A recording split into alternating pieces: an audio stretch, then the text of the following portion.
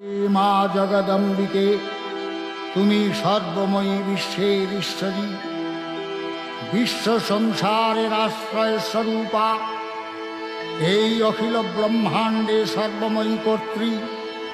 তোমার অন্তরস্থলেই সৃষ্টিকর্তা ব্রহ্মা, সর্বশক্তিমান বিশ্বপাতা বিষ্ণু এবং প্রলয়কর্তা দেবাদিদেব বিরাজমান। তুমি দেবগণের আধার স্বরূপা, দেবতাদের ও পিতৃলোকের পরম তৃপ্তিদায়ক স্বাহা সধা হব্য ও কব্যরূপে প্রকাশমানা।